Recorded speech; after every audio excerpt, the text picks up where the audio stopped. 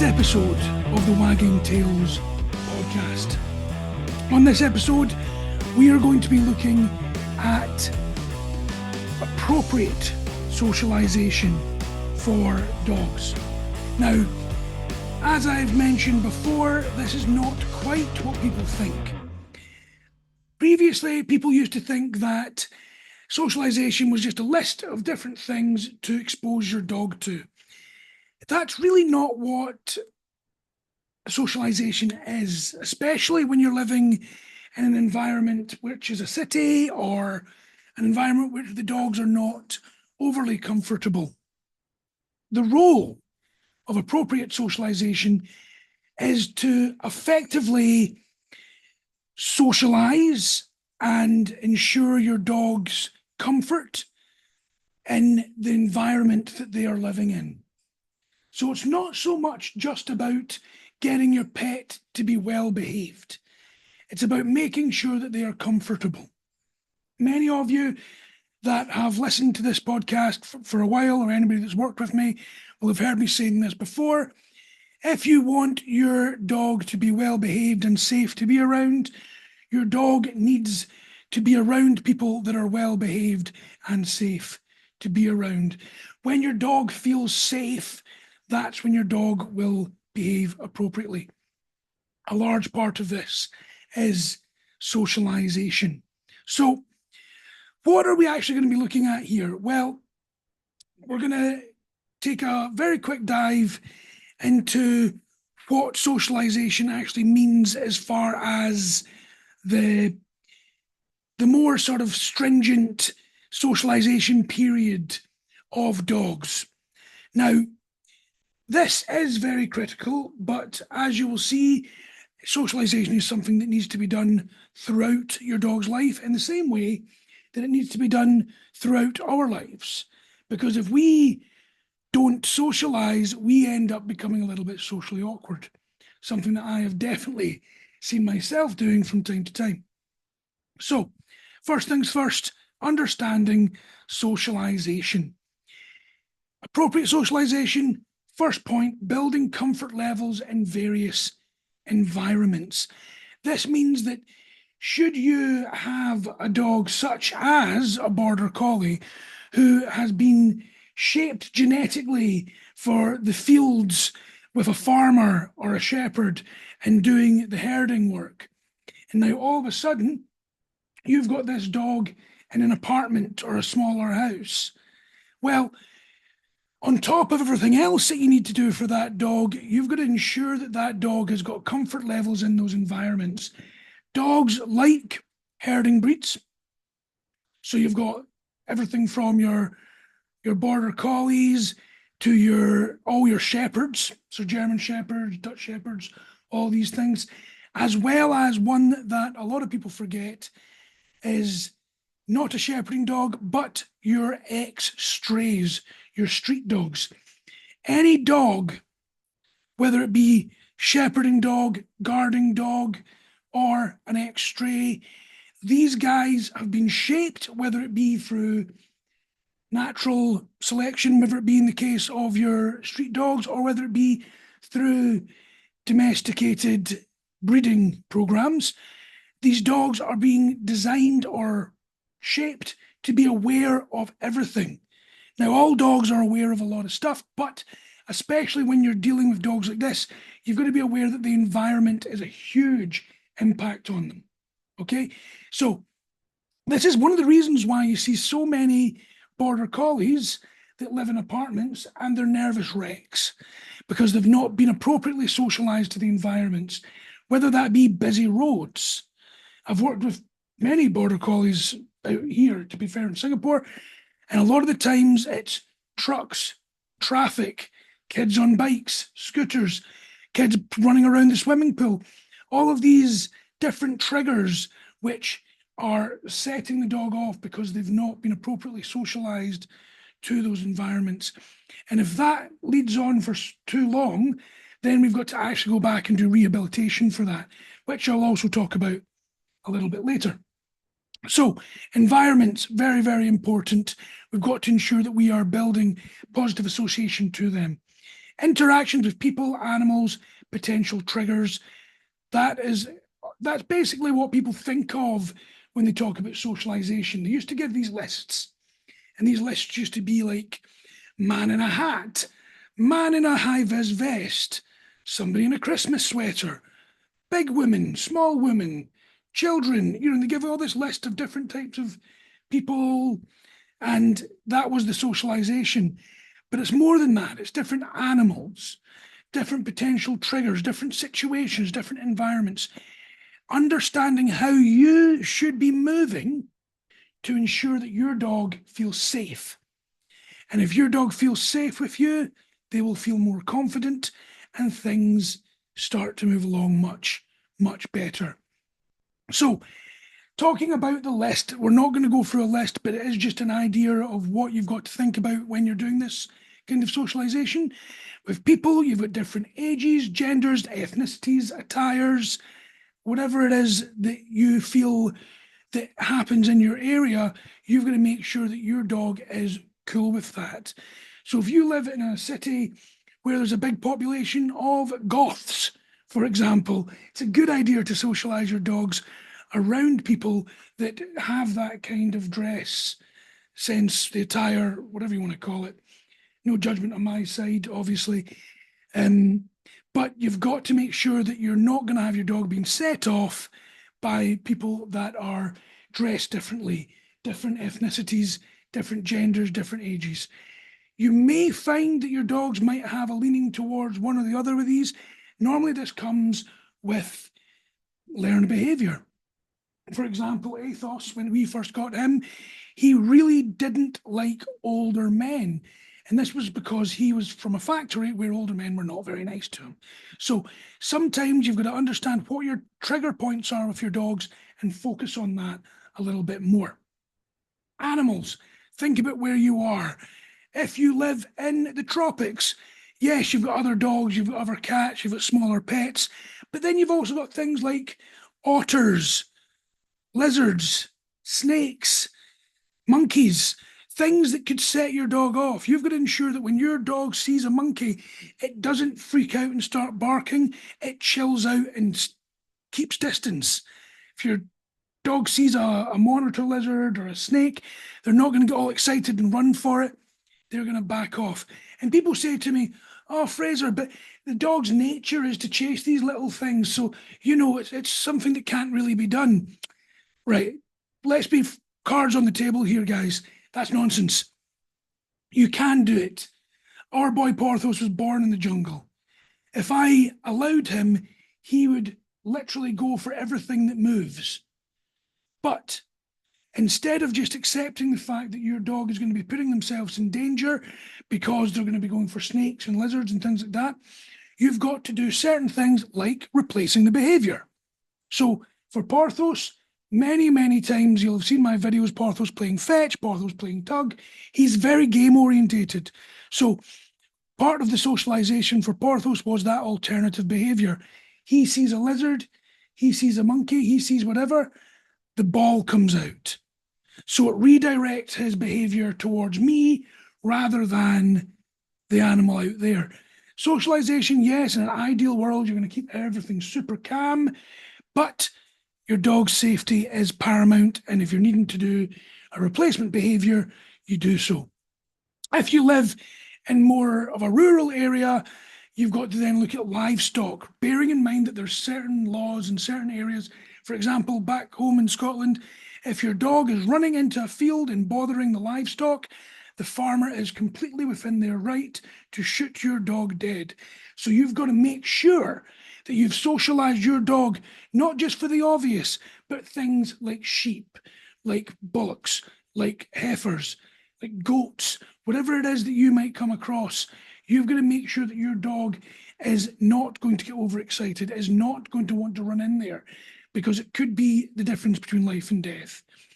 Then, of course, you've got urban environments versus rural environments, indoors versus outdoors, different surfaces, things like that. So where we are, we've got many different surfaces, even within the condo, such as the poolside, the walkways, the exercise areas, all of this stuff. You've got to socialize all of this while your dog is experiencing this for the first time. That's a very important aspect of environment that a lot of people forget. And of course, situations, car rides, vet visits, grooming, household noises, novelty noises, and of course, the big one, which is a completely different topic all by itself. That topic will be coming up on the podcast, and that is dogs and kids. You may notice that we're focusing on that quite heavily on the online side of things, and that's because it's become such a big issue. Okay, so what are the goals? Basically, you've got to build positive association to all of the things that you need to socialize your dog to. Reduce your dog's fear and anxiety means that your dog is going to be less barky, less lungy, less bully. It means that your dog's not only just going to be behaving better, but they're going to be adaptable. They're going to be resilient. And that is very, very important. That's one of the biggest goals of socialization. Okay, so moving on to the techniques for effective socialization, because a lot of people just think, oh, you just expose them. Positive reinforcement is very, very important here. If you're working with somebody that doesn't agree with positive reinforcement, honestly, without beating around the bush, I'd look for somebody else. It is well known from many decades ago that positive reinforcement is the most effective way to educate both humans and animals. It goes all the way back to Pavlov's dogs. There's nothing rocket science about this. Whether or not you want to go into the realm of doing balanced or whether you want to go into the realm of doing positive only, look, I would disagree with using any kind of punishment when it comes to socialization at all. But if you are, make sure you're doing mostly positive reinforcement, because it's better to do more good than anything else. Right. Positive reinforcement, nothing overly complicated about this. It basically means dog sees potential trigger or stimulus, dog gets reinforced with something positive. Your primary reinforcers are your obvious one, food. Then you've got play. Then you've got praise. So, food, love, praise. Food, love, play. Sorry.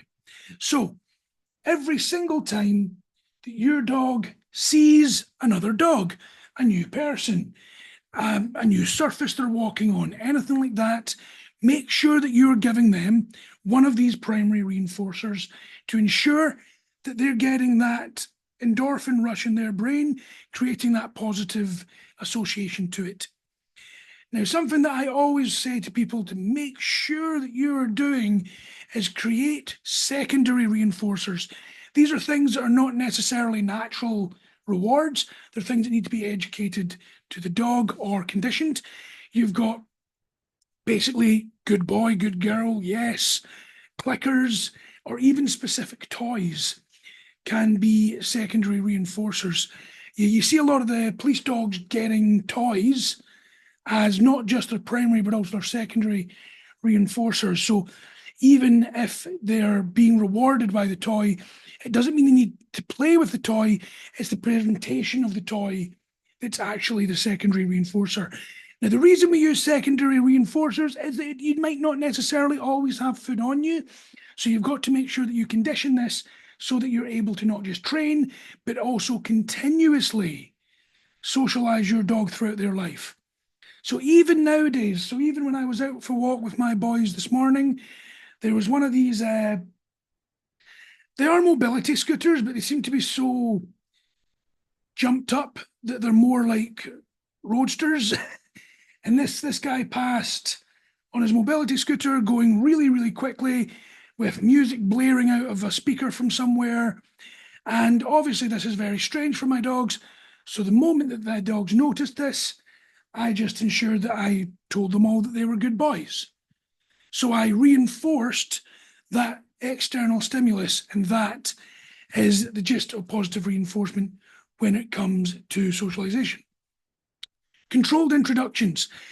Now, this is very important with regards to other animals, people, and children. So you may want to use leashes or barriers if you haven't got to the stage where you've got very good disengagement from your dog. But this is gradual exposure to new stimulus.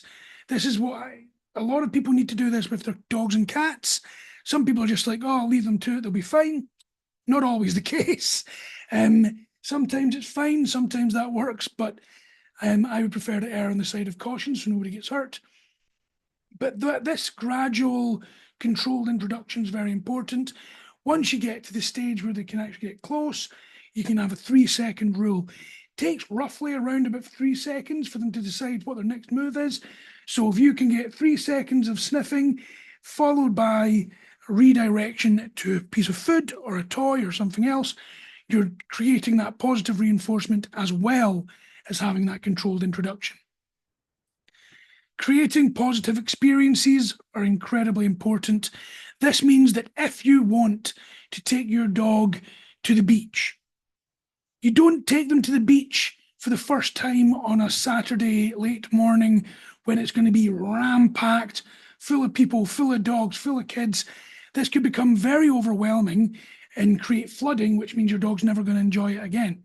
So you want to start off at a quieter time, introduce your dog gently, ensure that they're not being overwhelmed. Super important when it comes to socialization.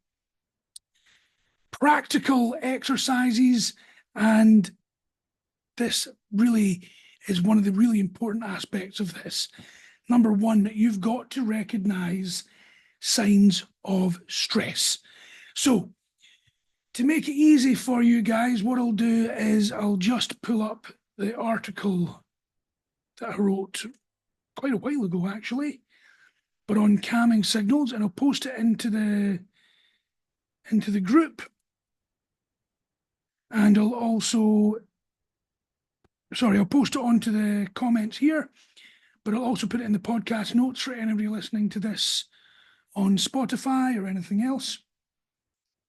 So the article I've just posted there is a very brief overview. I didn't go into too much detail when I wrote this.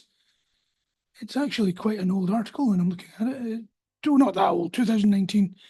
But in it, I effectively speak about how to recognize stress in your dogs. So when you recognize any of that stress in your dog during socialization, it's very, very important that you adjust your approach. So does that mean that you're then going to shorten the leash, keep it loose, and move round so that you're blocking your dog from that stimulus? Or are you going to completely move away and restart another time? This is very, very important, especially when you look at the exercises. So, controlled play dates with well-socialized dogs. This one is really, really useful. But you've got to make sure that the play dates are with well-socialized dogs, not just dogs that are very, very friendly. So you don't just take your dog to the dog park on a random day and expect the dog to be well-socialized. Well-socialized does not mean incredibly friendly. Well-socialized means that your dog can go and interact nicely. So, for example, if I was to see somebody on the street and I ran up to them and gave them a huge hug and picked them up, but I didn't know them very well, that's not appropriate social behavior. So why do we think it's okay for the big Labrador to run straight into the dog park and run up to the smaller dog and barrel them over? Oh, it's okay, they're just being friendly. Nope, they're being overly friendly. They could actually be over-socialized. So we've got to ensure that the controlled playdates are with well-socialized dogs so that the dogs will learn from them. It's one thing that we do quite a lot of is we'll actually have my dogs or Jay's dogs work with some of our clients' dogs so that they're able to actually learn from each other a little bit better. So once your dog's a little bit more controlled with their socialization, you start to visit different environments, different parks, different walks, different streets, pet-friendly shops, pet-friendly cafes, pet-friendly bars. I tell you, and this is not just a plug, this is just something that I've noticed that's really useful. Where we do our group classes is at Doggy Retreat, and the bottom floor, the first floor of Doggy Retreat is OMD, which is Oh My Dog. And that's a bar cafe which is completely dog friendly. It is incredibly useful for the people that are at our group class to go then down there afterwards and have a coffee, have a beer, have whatever they want. But because they've been learning the stuff that we've been teaching them upstairs, when they go downstairs, they're putting it into practice. And it's incredibly useful for them. And it's really good for us to see as well. So that's basically the exercises that I would use for the generic socialization. Then you've got handling real life situations, preparing and managing for vet visits. This one's a little bit more tricky because you're not just socializing them to situations, you're socializing them to actual acts. So you've got to do shaping for thermometers, for stethoscopes, for injections. All of those things are incredibly important because if you don't do that, your dog's going to freak out when that vet pulls out that stethoscope and starts placing it to try and listen to the heart. So you've got to just get this sort of stuff. It doesn't need to be the real thing. You can get toy stuff. We've done it with the same stuff that we give our daughter to play doctor with. That's what we use. So don't overcomplicate it for yourself, but make sure that your dogs are actually well versed in these movements. Do the same for eye drops, for ear drops, for things like that. When you're handling your dog, it can be as simple as when you clean their ear, make sure you give them a big old nice treat. When you check their eyes or you clean the gunk out of their eyes, big old treat after you've done that. Check their paws, big old treat.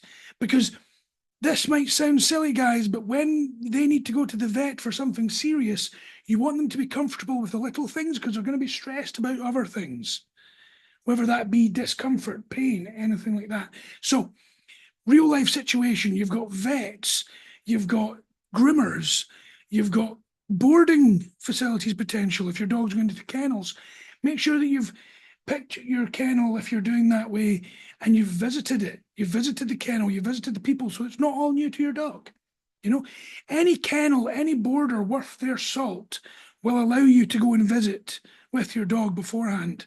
And if they don't, it's kind of a red flag, So then we've got to start looking at things like household items and noises, vacuum cleaners, brooms, movements. Do you have kids? That comes back to the children and dogs that we'll talk about at length another time. But all of this stuff is very, very realistic, and it's stuff that you need to think about during socializations. Then you've got to gradually increase the reality, the complexity, the intensity of these sort of things. So, for example, what I'll just do here is I will see if you guys can see the whiteboard there. Maybe you can. If you can, that's great. Then I can do this. Right. Okay, so if you're doing volume, let's say that you're wanting to do socialization for a baby crying or socialization to traffic.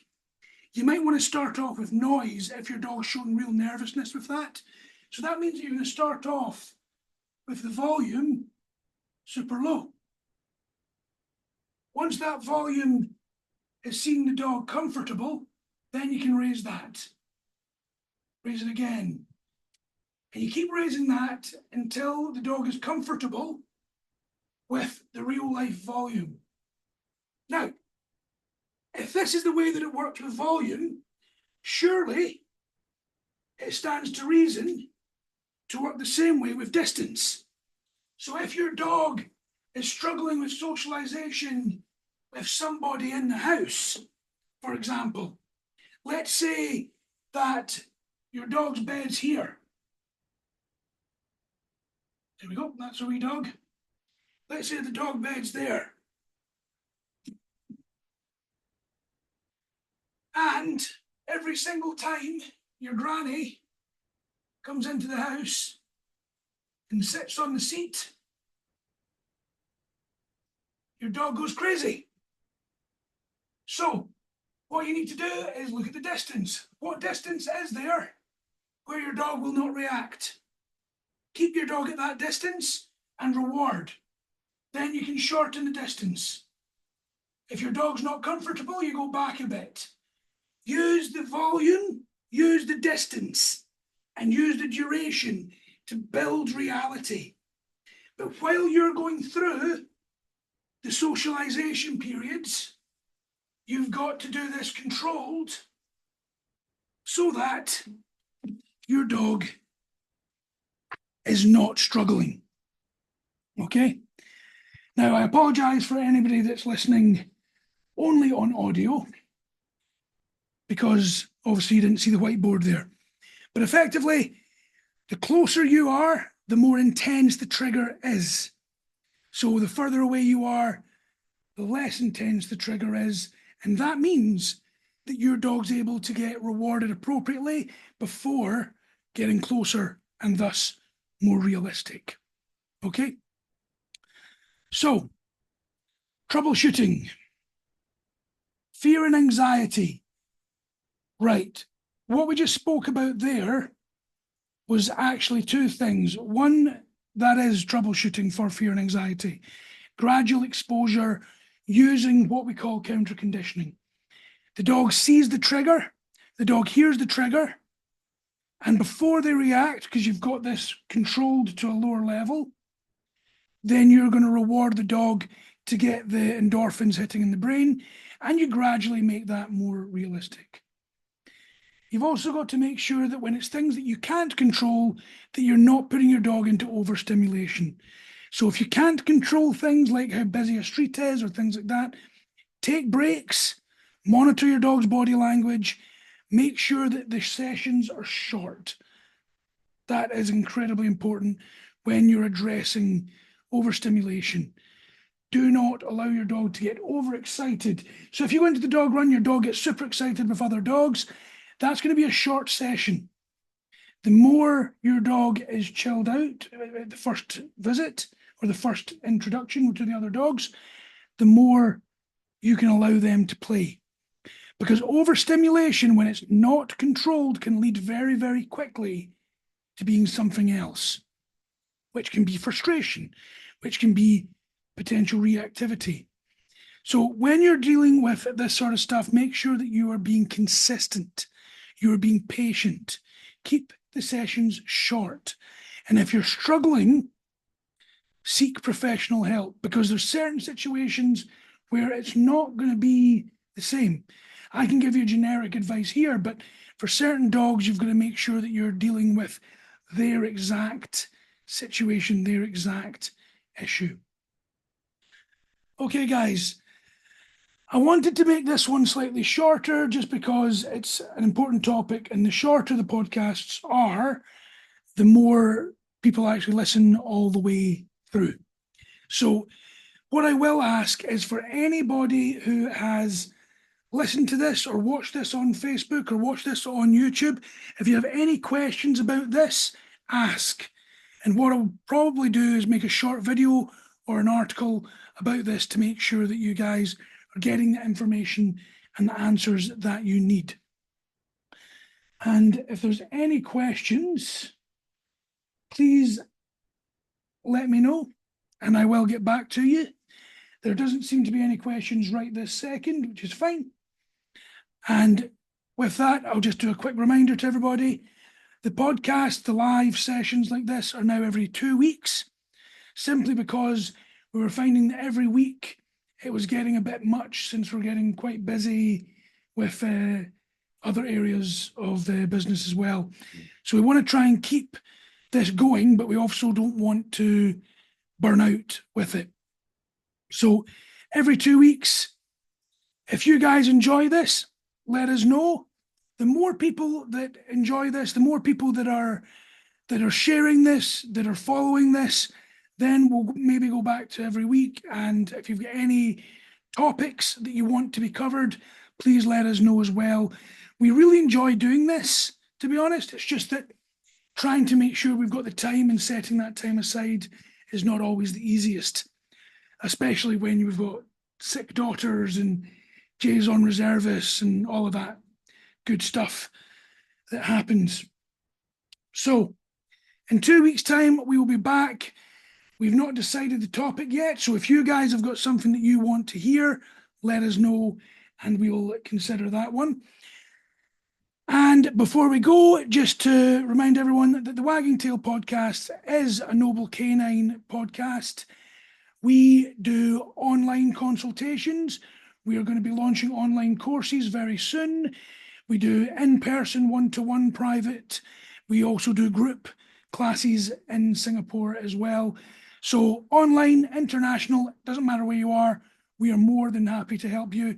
If you're in Singapore, we've got the group classes and the private sessions. If you need any help, reach out to us and we will let you know what would be best suited for your situation. And without further ado, guys, I will leave it there. I hope everyone has enjoyed this podcast, enjoyed this live, and we will see you next time. Cheers.